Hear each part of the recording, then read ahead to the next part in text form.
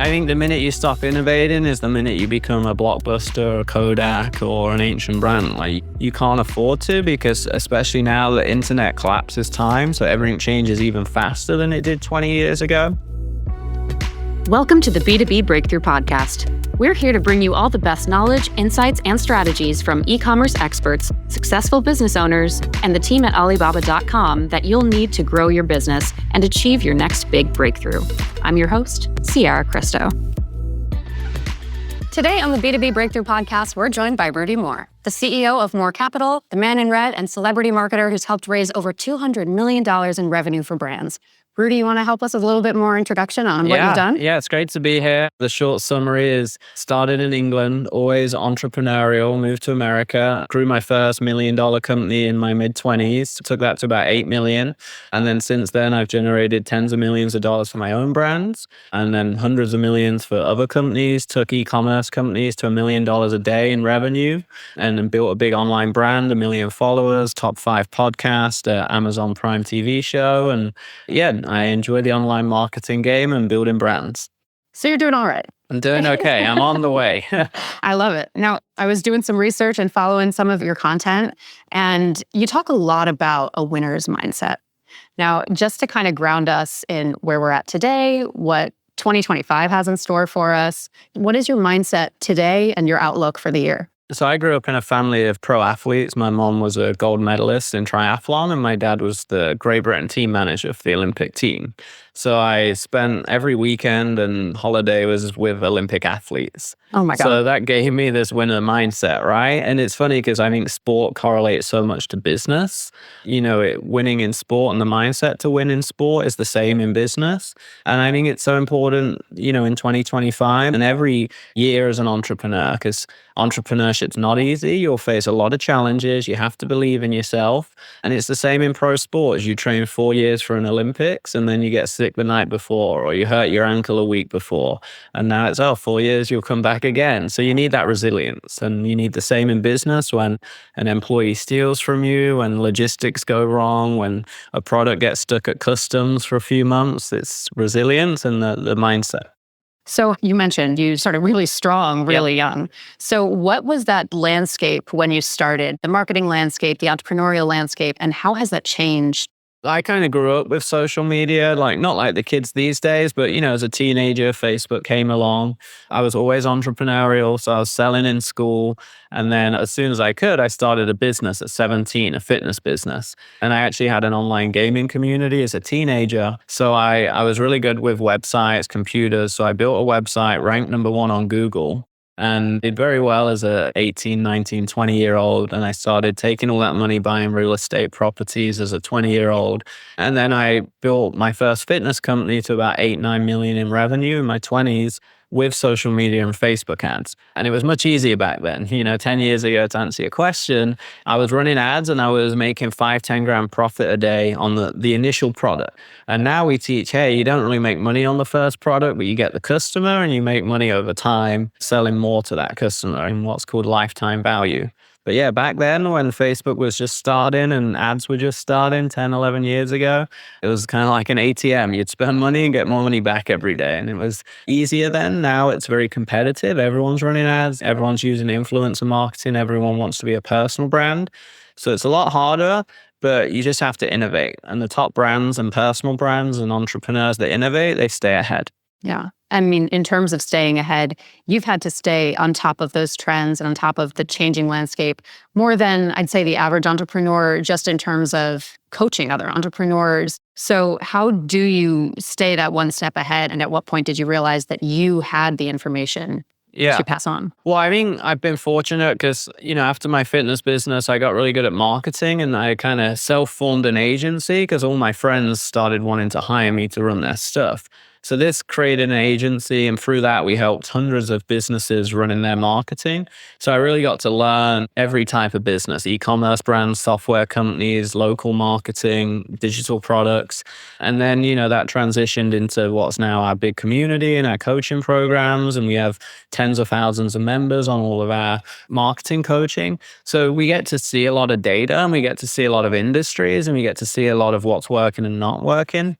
And it's like a mini sandbox sandbox environment, right? And also because now I own 7 of my own brands, my own companies and companies with celebrities, that also creates these environments where we're testing, and we're testing every day. And every day I have a call with my marketing team at 8 in the morning till 9. And there's about 200 ideas on a Monday board that are in the pipeline forever. They'll never really, it might come down by 20, up by 20, but it's never changing because we're never done. You're never at the finish line, right? It's like when these tests and projects are finished, there's already 10 or 20 more ideas. And when we run out of ideas, we set up a new call with my 12 executives and we brainstorm for an hour new ideas. And that's marketing, that's business. Yeah, keeping that space fluid and always creating a safe space to foster new ideas. I think the minute you stop innovating is the minute you become a Blockbuster, a Kodak, or an ancient brand. Like, you can't afford to, because especially now the internet collapses time, so everything changes even faster than it did 20 years ago.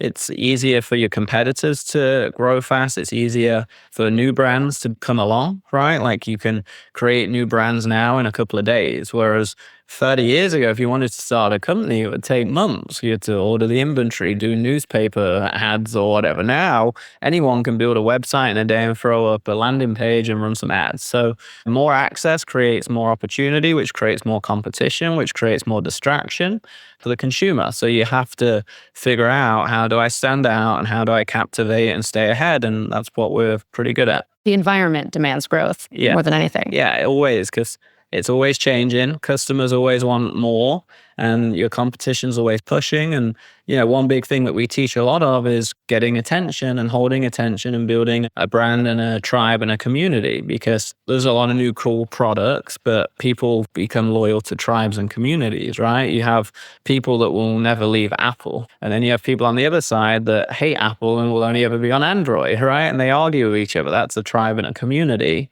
So even if the new iPhone comes along, someone that's on Android that hates Apple devices will never go over there, right? And that's, for e-commerce brands, that's so important into fostering that with your members or buyers. So there's a positive connotation to developing a brand feud. Mm-hmm. There is a little bit of a... Yeah. I mean, Pepsi and Coca-Cola do it all the time. Like, you want your loyal tribe, and the best customers are the ones that go to battle for you. I want to take a step back. Growth and scaling is not a decision, a one-day move. You're constantly growing and scaling. But what does that mental shift look like when you decide to put more resources behind it, or like really galvanize that tribe and community to push it forward? I started with zero funding. I never raised money, grew my company to Inc. 5,000, 110 employees, one of the fastest growing companies. And you learn a lot, right? Like, solo entrepreneur, you do everything yourself. Hire a couple of VAs and overseas people, first W-2 employee, and then you get to 10, 50, 100, and it changes every time. So you have to develop as a CEO and a leader, and most people don't. That's why they don't get to that 10 million mark or get to that 50 employee mark. But yeah, you have to change a lot, and you change how you operate and what you do. I used to build the websites. I used to write the landing page copy. I used to set up the ads. I used to do all that. Now I don't do any of that, really. I supervise it, approve it, and I create new big partnerships. I work with the celebrities. I work with the brand partners. I speak on stages. I come on podcasts. So I think a big part of it in scale is changing what you do, how you operate. And that's so important, because if it's always you doing everything, you'll never get very far. Yeah, for sure. And that solopreneur mindset, that solopreneur phase of your business, it lasts longer than I think people think that they're going to reach this phase where they're hiring 50 people. Yeah, it takes a long time. I've been doing it my whole life, but I'd say I started more seriously around 25. And in the 25 to 30, in that 5 years, we grew to about 10, 20, maybe up to 30 staff. And then really in the last 4 years is where we grew to like a big level. Because in those first 2 years, you're learning so much and you're figuring out your products and you're learning all these things. And, I'm still pretty young to have achieved what I've achieved. But when you look at it, I've been doing it 15 years, so it's still a long time. Yeah. And in that time, you've shifted industries a lot. And you've grown so much in terms of understanding industries, even ones that you aren't necessarily an overtly active participant. So how have you shifted from fitness and real estate and marketing to a place where you can advise maybe some product-based businesses? How have you grown to have a fuller understanding of that landscape? I've always been obsessed and passionate about physical products. I like tangible things. And, I started selling digital products and then I added supplements even in my fitness business. So I got my taste for physical. And now we've grown a lot of physical brand companies. And, I love physical products because most of the time people come back and buy more, which makes marketing much easier. But, to answer the bigger question of how do I move across all these industries, it's because of two things: psychology and creativity. Like, I'm very good at psychology and understanding the consumer and reverse engineering what they want. How can you make a product stand out? And that links to creativity. Like, okay, we have this product. This is the psychology of the buying process and the consumer. How do we get creative to market this product and separate it from the 1,000 competitors so it stands by itself, it stands out, and we really hit the pain points and the wants and the desires and get the attention of the consumer? Do you have an example of proving that out from a product, how to creatively market around it, tapping into the psychology? Yeah, there's lots of examples. A big company I won't mention, but we took it to $1 million a day in revenue, and it was selling furniture. It's not the sexiest product on the planet, right? It can be. It can be, but it were just household furniture, right? It wasn't anything innovative. But we had this desk chair that was doing very well during COVID, and it was selling a lot. So we started getting really creative with it, and we shot an ad in a park. And we took this office desk chair to a park and we grabbed random people in the street and had them sit in it and film their reaction. And that's one basic example, but we sold thousands of these desk chairs with that one ad because we got creative with, okay, everyone else is going to shoot a desk chair ad in an office and have some influencer or maybe actor talk about the chair. We're going to go into a park where you would not expect to see a desk chair. So you grab attention instantly and you stop people on the newsfeed. They're going, what is this? Why is there an office chair in a park? And now you're actually asking honest, authentic people their first impression as they walk by, right? And you're filming people being stopped in the middle of a park to sit on a random desk chair. So there's just one example of how to stand out. And pretty much every company that hires me, they come to me with their product. They tell me what it does. Often they can't communicate it in 5 seconds, which is all you get on social media. And when they can, it's boring. It's the same as everyone else's product. But after 30 minutes, when I really peel back the layers, it's like peeling an onion and understand what the product does, why it's so unique. Because most product creators have some uniqueness. They just don't know how to convey it. So once you peel back the layers and really get to the root of it, now you can do more sexy marketing that really stands out, that really hits the pain point and creates that separation. Cool. So what is that stage that people come to you at? Like, what is the level of development? We work with billion-dollar brands and famous A-list celebrities and all the way to beginner. And I think the reason for that is I was a beginner once and I learned the hard way. So I always love the entrepreneur that's starting out that wants help because I think mentorship's the best thing. We try and help them collapse time and do the right things because when you start out, you do all the wrong things. So we try and get them to do all the right things. And then we work with a lot of companies in that few million a year, 5-10 million a year, because I think a lot get stuck there. And then obviously we have our bigger billion-dollar brands and A-list clients as well. So when you're in that early conversation, seeing a product that's pretty young in its development, how does that conversation work in terms of the psychology that we talked about? How do you talk to a business owner who has so much passion for their product, but is so green without breaking them down? Yeah, you've got to simplify. So it's like, they come with all the ideas and stuff, and I like to simplify business, especially online business. 99% of them, you need to be able to drive traffic, right? How are people going to see it? That can be social media, influencers, ads, email, TV ads, podcasts, it doesn't matter. You need to drive traffic. You need a place to drive that traffic, which is normally called a landing page, right? A clear place that people can go through it, read about it, learn about the product, and actually buy the product. And then you need to hopefully have upsells after that, because most businesses won't be successful selling one product.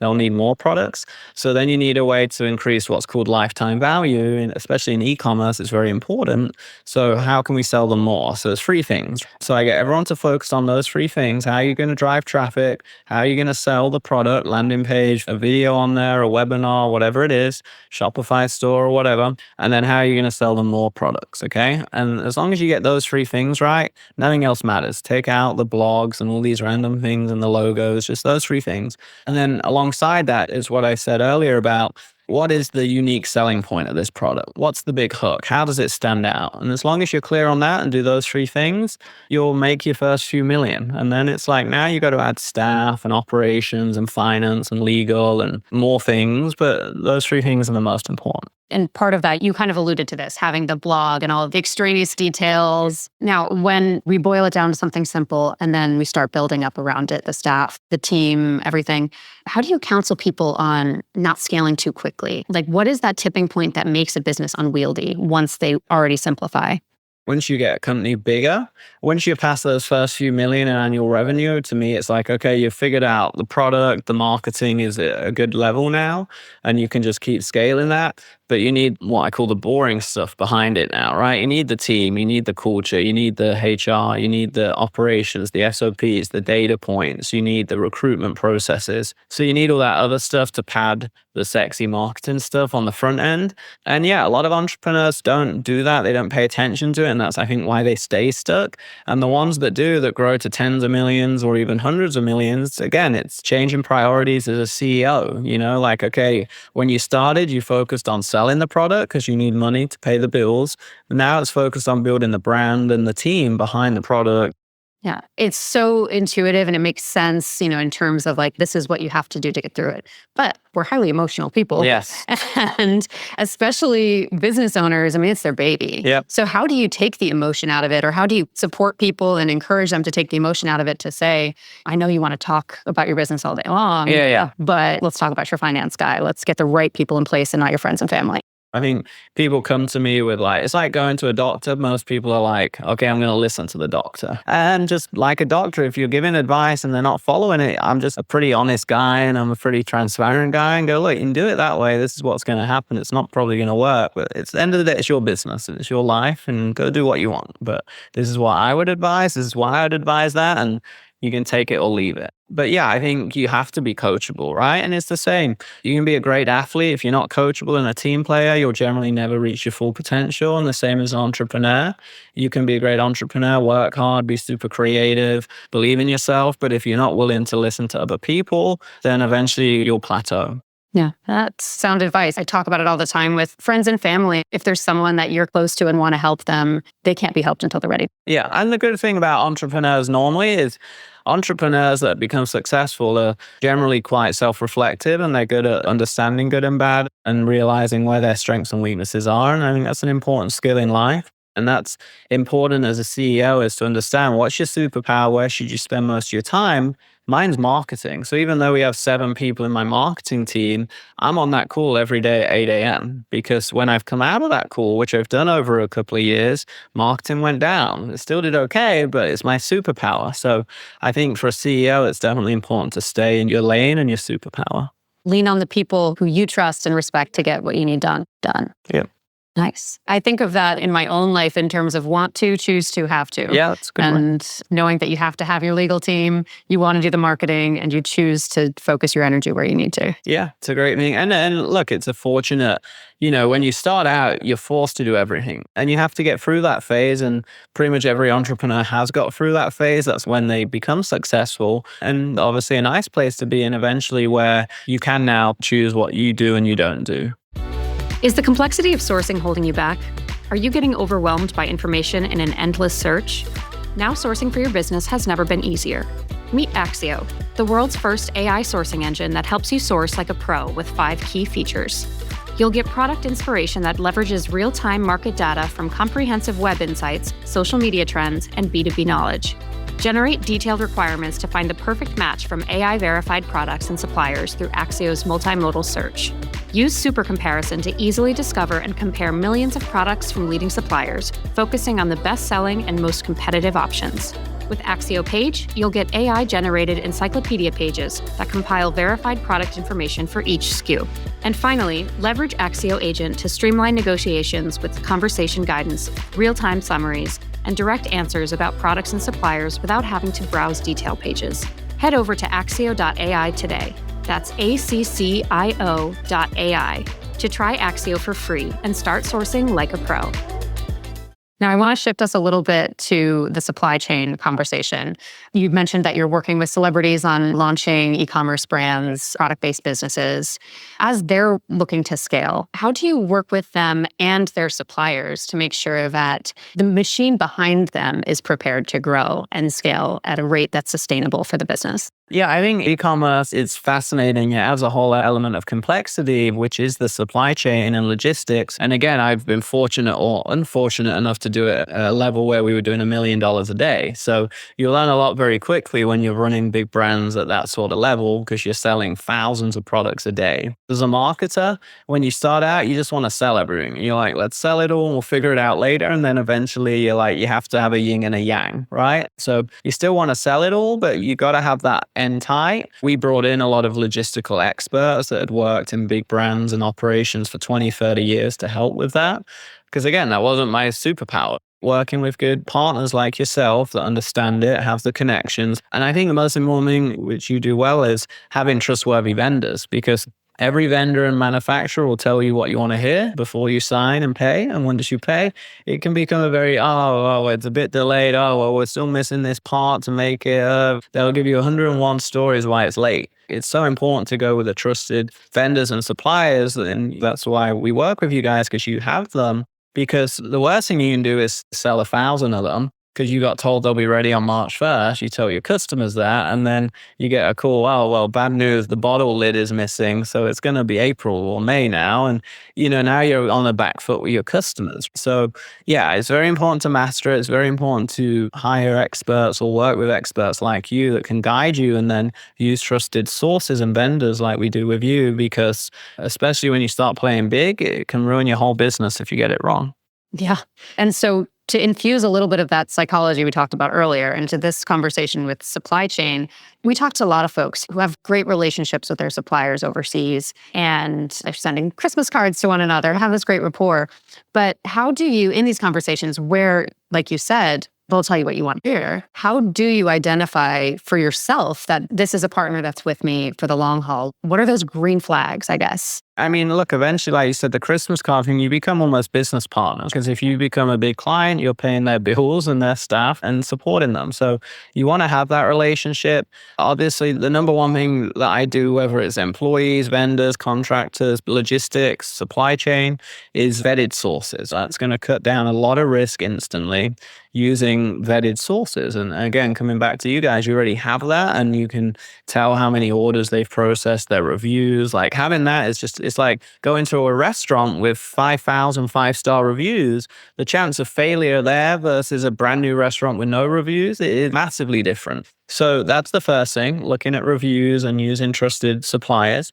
Second thing is, and I think this is the number one rule in all of business, which is clear expectations. Clear expectations, and I think it comes with experience, asking the hard questions. So we ask, again, being a transparent person, I say to them, I don't want to hear this fluffy answer you might give other people about when it's going to be ready, and I just want to know exactly when it's going to be ready. And then I want a backup plan if that isn't met. What's going to happen if it's not met? And I put the risk on them. So I might even, with some suppliers, change the contract structure, and so they've got some skin in the game too. But yeah, generally now we're luckier that it's happening less, because we've worked with people we trust most of the time that have good results, case studies. And I also think when you set clear expectations, just generally it goes 90% better than if you don't. So I'd say they're like the three main things. Yeah. And part of those clear expectations is set in this negotiation phase early on.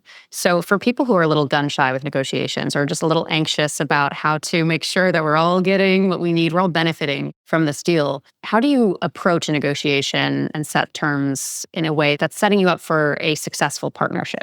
I think you have to understand you're the consumer, so you should come in knowing what you want and what you can pay, and then you should obviously do your research and see what's realistic, and then find that middle ground, right? It's like, okay, this is where we're at, this is what we need, the rough timeline, what we can pay per item, and then as long as that's realistic, it's finding that reputable dealer and obviously having discussions, and just like hiring an employee, feel it out, right? You've got to feel it out. You've got to make sure there's a middle ground and there's a good connection, and then doing your due diligence diligence, looking at reviews or references, all of those things. I think they all play a big part in that initial phase. And I think you have to, if you're an entrepreneur that's maybe shy, like you said, it's just business. And honestly, if you're shy, most of the seasoned vendors and manufacturers, that they deal with this all day, every day. They're not going to get upset by you asking a couple of questions. But you do have to have realistic expectations, because any big company, even us as an agency, will send customers away. If they come in and they're asking all these silly questions, it's like they're going to be a nightmare client. We already know it. So it does go both ways. You've got to understand what's average, what's realistic, and then, push to that where it makes a good deal for you, but also there's a good deal there because you want, like you said, you want both parties to win. Right. Can't come in too hot, feeling like you got to push too hard for... Now, if you're a celebrity and you're ordering 100,000 units, maybe you can come in hot. Sure. But you got to remember, if you're not, you've got to pay your dues, and then as you scale up quantity and spend more money, then you can obviously negotiate again. Because the flip side of that is, you're looking for someone with 5,000 five-star reviews and experienced manufacturer, but they're looking at someone who's a first-time entrepreneur. Yeah, if you're ordering 200, it's like they already got people ordering 20,000. They're not going to, do a million things for you just starting out. So they're business owners just like you are. Yeah, that's great. That's really helpful advice, I think, because myself as someone who is maybe a little bit nervous going into a negotiation because it feels like you're putting all your cards on the table, but it's someone who wants to benefit from this relationship just as much as you do. As you're working with celebrities and creators, for those who aren't already capitalizing on their captive audience and creating brands, how do you recommend they start and really create something new for their audience? Yeah, I think it's a great question, because when we meet those people, I always tell them, hey, you've done the hard work. You've done what 99% of brands want to do, which is build a captive audience. It's kind of like winning the lottery and then not cashing in your lottery ticket. That's how I see it. So it's very important that you do that. Obviously, that's what we specialize in with celebrities. And the way we go through that process just quickly is understanding first your audience. So who's your audience and why do they follow you? Okay, great. What products are related to what I'm known for and what my audience wants? So it's a two-part question, right? Well, if I'm a boxer, then I could bring out boxing gear and fitness and protein bars maybe and all those things, right? So really understanding what you're known for and then making sure it mirrors into what the audience follow you for, okay? So that's the second thing. And then we survey before ordering or committing. So we have our hypotheses and we have our research and we have our ideas. Now we're going to solidify them a little more before we spend 4 months making a product and ordering 5,000 of them. So we'll do surveys, okay? Instagram polls. If they have an email list, we'll email, for example. And then we'll start generally after that by doing a minimum viable product with a minimum order quantity where we're going to test it pretty quickly. And we'll often even coincide that with a pre-sale. So we'll actually sell the product out before it's finished making. So it self-funds and self-liquidates. That's why, I've been able to build lots of companies without raising capital. And then we'll go from there and keep adapting and pivoting once we launch. So the flip side of that coin, I am not a celebrity. Yeah. I am not an influencer. I do not have a following. And I have no idea how to start my business. Okay. What are the first 3 things that entrepreneurs or budding entrepreneurs should do to set themselves on the right path to success? Yeah, well, I mean, you've got to decide what you want to do. So what are you passionate about? What is a good industry to start on? Can you start it quickly and easily, again, without having to spend tens of thousands of dollars or 5 years in the making? And then, does it have legs, right? So that initial things, probably step 1 is figuring all that out, the research, the market research, figuring out what you want to do. Number 2 is then creating a plan for those 3 things I said. How are you going to get people to see it, drive traffic? Where are you going to build the website, right? How are you going to get people there to buy it or opt in or pre-order it or whatever? And then what else can you sell them? Because when you start selling, you're going to miss out a bunch of money if you don't sell more things. So what else could you be selling? I would say that's number 2. And then I would say number 3 is not trying to do it alone, right? So once you've got all your ideas, you've got a bit of a plan, you know what you want to do, you're starting on that, you're building your website, figuring out how to promote it. Number 3 is get advisors, get team members, get mentors, join coaching programs, join masterminds, go to events. Because once you get yourself in the circle, you'll learn so much, you'll have people helping you, you'll have answers to all your questions, and that would be number 3. Nice. All right. So we've got the full formula here. We're ready to start businesses. Yep. We're going to make some magic. I love it. That's the goal. So I want to look ahead a little bit. Okay. So what is coming up for you and for the businesses that you're working with, for your clients? What are some big things that are exciting on the horizon? Yeah, I think the integration of media, like we're becoming and launching more on the production side, our own sort of entrepreneurial network, because content creation has come so far in the last 5 or 6 or 7 years. And it's kind of like bread and butter now on social media. But I think the next thing is integrating it into high quality media, which is what I mean by that is TV shows, documentaries, and movies. So we're really moving into that because I think we'll be ahead of the curve when we do that. And then AI as well, like integrating AI into a lot of what we do. We've been able to increase our net margins and reduce certain departments and efficiencies with AI. So I think those two big things are the big future for us, and just constantly growing your brand. The reason we're working with a lot of celebrities is people want to do business with their favorite brand or favorite person more now than ever before. Yeah, I got hung up on the AI bit here. So how exactly are you finding, I mean, efficiencies with AI, we understand from a headcount perspective, but what are the most lucrative parts of your business that can be supported by AI to find these efficiencies? Yeah, I mean, we've been doing AI really since it took off a couple of years ago, and we've trained tens of thousands of entrepreneurs and business owners on it too, because I think AI can be used in every department. So we really about 2 years ago looked at every department in our company and how they can use it. And we're constantly as a executive team pushing it down the chain into our departments and enforcing they use AI. So a good example is a designer might maybe went in the past to a copywriter to get all the copy. Now we push back on the designers and say, no, chat GPT it first. And then if you need it, come to the copywriter, and 99% of the time they don't. And that's maybe seems small, but when you're doing hundreds of pieces of copy to design a week, like think about how much time that is, not just doing the copy, but the transition of time between the design department to the copy team, to the head of copy, to the person that checks the grammar, back to the head of design, to then give it back to his designer to implement. And then there's an error or it doesn't fit on the page or in the design you wanted. So it's like you've got 7 steps there. Yeah. Then you times that by 200 tasks a week, it becomes very significant into not just a cost saving, but also a speed of implementation thing. And that's one example, but imagine that across every department in your company, and imagine that in 5 scenarios in every department. If you have 10 departments times 5, that's 50 scenarios. And so that's really where we're looking, right? We're not looking at one thing or this cool software. We're looking at the day-to-day efficiencies, because it's like most things in life, the biggest ROI comes from the stuff you do the most and you do over time. So back in diet and exercise, there's no like one sexy supplement or exercise you can do to lose weight. It's the stuff you do all day, every day. So we take the same approach with AI. Consistency is key. Yeah, and the foundations. Consistency in the foundational things, that's where you always get the biggest results.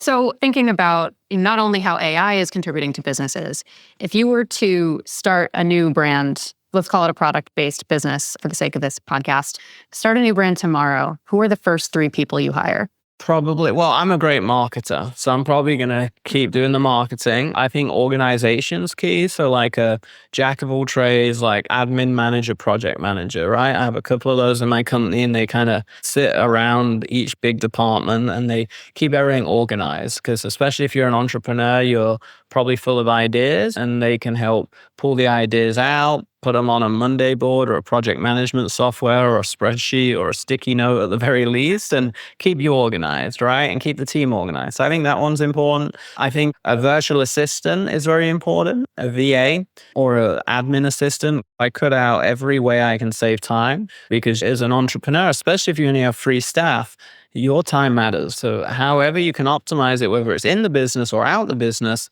your time's your time. You get 24 hours in a day. So that one's a massive one. And then a creative, because everything's visual now. So like a really good designer / video person would be the third. So this isn't including operations and logistics and that stuff. When you're 3 people, you're probably doing most of that. And your project admin person's going to be helping with that. And look, I'm pretty good at ops and systems, so I actually like to do them and build the process, which is why I wouldn't have those as the first tree, because I want to go through it all. I want to work with the manufacturers. I want to negotiate. I want to build the operations and system side, and then eventually someone will come in and run it for me. When you're starting out, operations and systems and stuff, they're changing every day while you find your feet. So, Yeah. you want a COO eventually and a director of ops, but you bring them in too early, they're going to have no clue what to do because they don't live in an entrepreneurial setting. That's a great breakdown of the archetypes you need at the beginning. I think that's really helpful for folks to understand, especially the solo entrepreneurs phasing out of that part of here. Well, thank you so much for chatting. This has been a really cool conversation. Where can people find you? Yeah, just look for the red. The red's everywhere. Once you see it, it'll never go away. But Instagram, Rudy Mawer Life. Google me, Rudy Mawer. Amazon, we have a TV show, 60 Day Hustle. Mawer Capital is our main holding company, which has all our brands underneath that. So yeah. All right. He's all over the place. You'll find him. All right. And we'll share some links as well. Great. Been a pleasure. Thank you. Likewise. Thanks, Rudy. Thanks. B2B Breakthrough is produced by Alibaba.com. To find out how Alibaba.com is empowering its customers with the tools, services, and resources they need to grow their business, visit Alibaba.com. And then make sure to search for B2B Breakthrough on Spotify, Apple Podcasts, or wherever you find your podcasts. Make sure to follow us so you don't miss future episodes. On behalf of the team here at Alibaba.com, thanks for listening.